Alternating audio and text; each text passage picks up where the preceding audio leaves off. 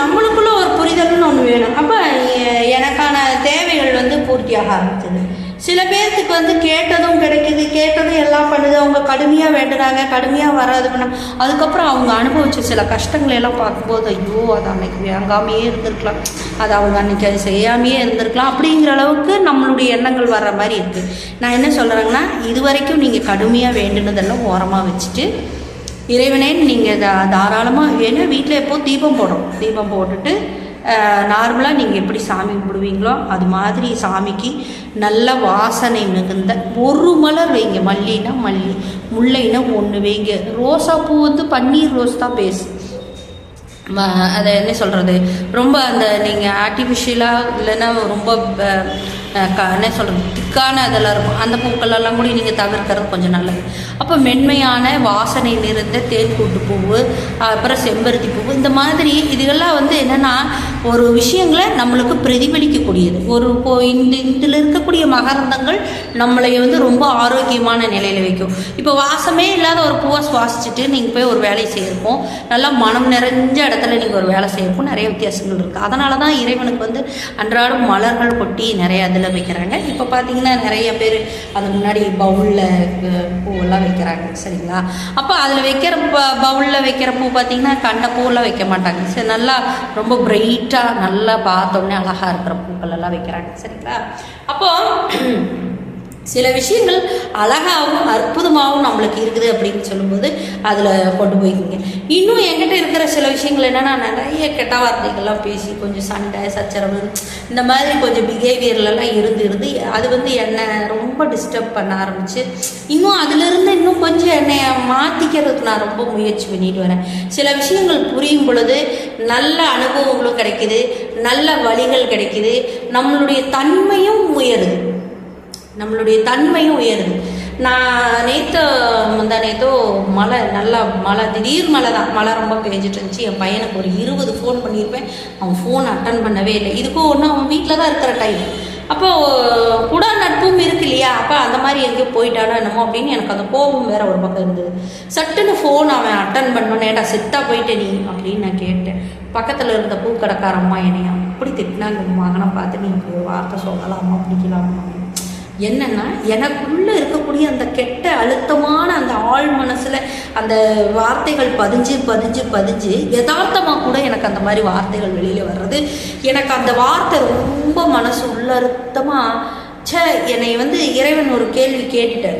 மகன் உனக்கானது எல்லாம் செய்கிறான், உனக்கானது எல்லாமே பண்ணுறான், உனக்கான, ஆனால் அந்த மகனை நீ ஒரு செகண்டில் தூக்கி வீசின மாதிரியான ஒரு கொடுமையான ஒரு வார்த்தையை சொல்லி கேட்டுட்டியே அப்படின்னு சொல்லி கடவுள் வந்து என்னை நிந்திச்சுதான். அதாவது கடவுளே என்னை நேரடியாக திட்டினதை நான் பார்த்தேன். ஏன்னா இது நான் உணர்றேன், சாமி கோளும் வேலுமெல்லாம் வந்து நிற்காதுங்க. சில பேர்த்தினுடைய வார்த்தைகளாகவும் வந்து நிற்கும், சில பேர்த்தினுடைய செய்கை நடைமுறைகளை நீ இது செய்யாத அப்படின்னு சொல்லி மறைமுகமாகவும் சொல்லிட்டு போகும். அப்போ நீங்கள் இன்னொரு சில விஷயங்கள்லாம் இருக்குது.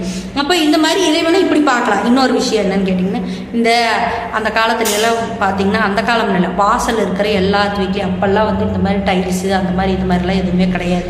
எல்லாமே எல்லாத்து வீட்டு முன்னாடி கையகலமாவது இடம் இருக்கும். அப்போ அதில் வந்து ஒரு சிலர் வசதிக்கு தகுந்த மாதிரி வச்சுருந்தது வேறு. ஆனால் எல்லாத்து வீட்டு முன்னாடி அவரைப்பந்தல், பாவக்காய் பந்தல், அப்புறம் கொடி, அந்த என்ன சொல்ல முல்லைக்கொடி, அள்ளிக்கொடி, அப்புறம் மறுபடியும் இந்த முல்லைக்கொடி அள்ளிக்கொடிங்கிற ஜாதிமல்லி இதெல்லாம் வச்சுருப்பாங்க.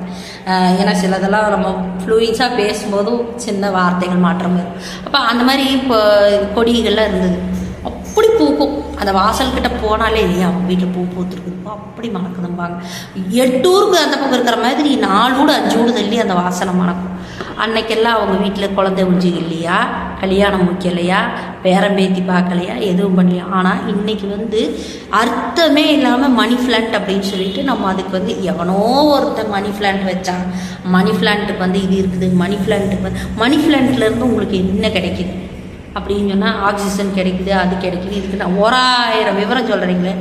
மல்லி முல்லை இந்த மாதிரி கொடிகளாக வச்சுருந்தப்போ மலர் மனம் இருந்தது, மகரந்த பரவல் இருந்தது, மன அமைதி இருந்தது, எல்லாமே இருந்தது. ஒன்றுமே இல்லாத ஒரு விஷயத்தை கொண்டு வந்து நீங்கள் வைக்கிறீங்க. மணி பிளான்ட்டோட இது வந்து நான் எல்லாத்தோட இடத்துக்கும் நான் சொல்ல வரல. நிறைய பேர் அது அது வந்து ஒரு அழகுக்காக ஒரு சூழலுக்காக இது வச்சா ஒன்றும் இல்லை அதாவது என்ன சொல்கிறது, ஒரு விஷமான ஒரு பொருள் கிடையாது அப்படிங்கிற மாதிரி அந்த செடி கொடியெல்லாம் வைக்கிறாங்க. அது ஒரு அழகுக்கு, எங்கே வச்சாலும் டக்கு டக்குன்னு அது வளருது அப்படிங்கிற அழகுக்கு வச்சாங்க, சரிங்களா. ஆனால் பெரும்பாலும் அதனால் பயன்னு சொல்லி சொன்னீங்கன்னா பெருசாக எதுவுமே இல்லை. அப்போ இன்றைக்கி வந்து வாசலில் இந்த கொடி வைக்கக்கூடாது, அந்த கொடி வைக்கக்கூடாது, அது பண்ணக்கூடாது, பதவல் தான் வைக்கக்கூடாதுன்னாங்க. பதவல் வேறு, கொடி வேறு. என்னென்னா ஒரு கொடி பரவுது எல்லாம் பண்ணுன்னா கூட இன்னும் 4-5 சேர்ந்து முளைக்கும். அந்த மாதிரி பதவல் ஆகக்கூடாது. அது பதவல் வேறு, கொடி வேறு. தயவு செஞ்சு அதை புரிஞ்சுக்குது. அப்போ பந்தல்கள்லாம் போட்டால் அவ்வளோ நல்லாயிருக்கும். ரொம்ப வசதியாக இருக்கிறவங்க வீட்டில் தான் கொல்லைப்புறம் தனியாக போட்டு அதுக்கெல்லாம் கோலெல்லாம் நிறுத்தி ரொம்ப பெரிய பந்தலெல்லாம் போட்டு அந்த கொடிகளை அது மேலே படர விட்டுருப்பாங்க. அப்போது சரித்திரத்திலேயே பார்த்தீங்கன்னா முல்லைக்கு தேர் கொடுத்தான் பாரி அப்படின்னு சொல்லி நம்ம படிச்சிருக்கோம். ஆனால் அந்த தேர் கொடுத்த விஷயத்தை நீங்கள் இன்னும் விலாவைக்கமாக படித்து பாருங்கள், அசந்து போயிடுவீங்க. ஆச்சா, அப்படிப்பட்ட ஒரு நல்ல ஒரு விஷயங்களை விதைச்சிட்டு இருந்த மாமன்னனைவே சதிவேலை பண்ணி தான் கொண்டிருக்கிறாங்க, சரிங்களா. அப்போ இன்னும் நீங்கள் இறைவனை தேடக்கூடிய ஐடியாக்கள் இருந்துச்சுனாக்கா, இதில் உங்களுக்கு ஒரு நல்ல விஷயங்கள் பதிஞ்சுது அப்படின்னாக்கா, நீங்கள் மேற்கொண்டு என்ன சொல்கிறது, உங்களுக்கான ஏதோ ஒரு டவுட்ஸு இந்த மாதிரி நீங்கள் சொன்னீங்க பிடிச்சிங்கன்னு அது என்கிட்ட கேட்டிங்கன்னா, அது ஏன் சொன்னேன், எதனால் சொன்னேன் அப்படிங்கிற விவரத்தை என்னால் சொல்ல முடியும்னு நான் நினைக்கிறேன்.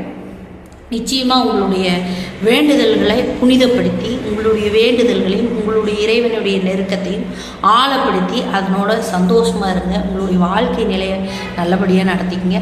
இதில் சில விஷயங்கள் விட்டுவிட்டால் நிறுத்தியிருந்தேன்னா இதையே பாதியில் நிறுத்தியிருக்கிறீங்கன்னு ஏதாவது டவுட் இருந்தால் கேளுங்க, அதையும் நான் முழு விவரமாக சொல்கிறேன். ஏன்னா எல்லா விஷயத்தையும் சொல்லிடணும், யாரும் கசகசன்னு எதுவும் இப்போ இது பண்ணி விட்டுறக்கூடாது அப்படின்னு சொல்லி நமக்கு அது ஒரு பரபரப்பு இருக்குது.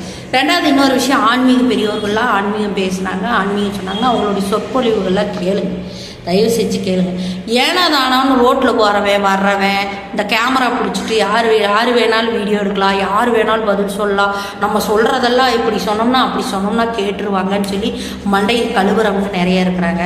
அப்புறம் இப்போ புதுசாக பார்த்தீங்கன்னாக்கா, நாங்கள் இது தொடங்கியிருப்போம் பாருங்கள், அது தொடங்கி, உங்களுடைய தொடக்கம் நல்லதாக இருக்கட்டும், உங்களுடைய தொடக்கம் மற்றவங்களுக்கு ஆரோக்கியம் தரக்கூடியதாக இருக்கட்டும், நீங்கள் தேவையில்லாத ஒரு விஷயத்தை விதைக்கிறதா இருக்க வேண்டாம் அப்படின்னு நான் சொல்லிக்கிறேன். நான் இறைவனை நெருங்குங்கள், இறைவனை விட்டு விலகாதீர்கள்.